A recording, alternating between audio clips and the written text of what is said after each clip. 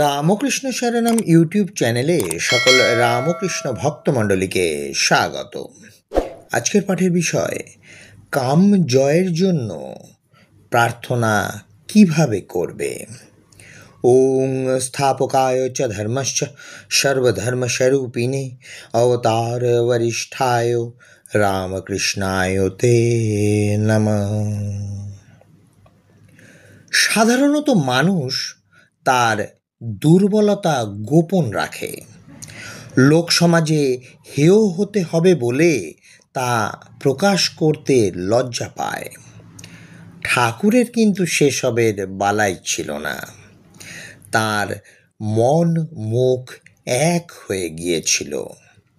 স্বামী শারদানন্দ লিখেছেন, কোনো যুবক আসিয়া বিষণ্ণ চিত্তে ঠাকুরকে জিজ্ঞাসা করিল, মহাশয়, কাম কি করে জয় করা যায়?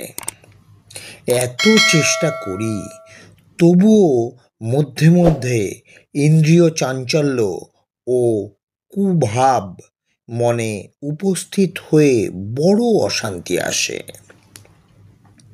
ঠাকুর বললেন, ওরে, ভগবত দর্শন না হলে কাম একেবারে যায় না। তা ভগবানের দর্শন হলেও শরীর যতদিন থাকে ততদিন একটু আধটু থাকে, তবে মাথা তুলতে পারে না। তুই কি মনে করিস আমারই একেবারে গেছে? এক সময় মনে হয়েছিল যে কামটাকে আমি জয় করেছি। তারপর পঞ্চবটী বনে বসে আছি, আর এমনই কামের তোড় এলো যে আর যেন সামলাতে পারিনি।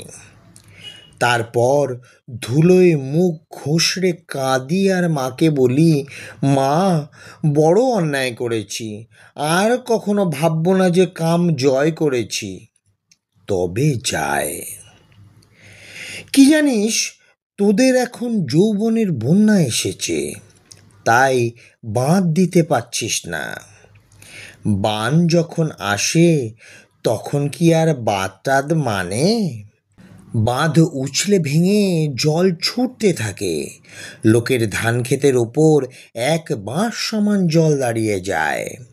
তবে বলে, কলিতে মনের পাপ পাপ নয়। আর মনে এক আধবার কখনো কুভাব এসে পড়ে তো কেন এলো বলে বসে বসে তাই ভাবতে থাকবি কেন?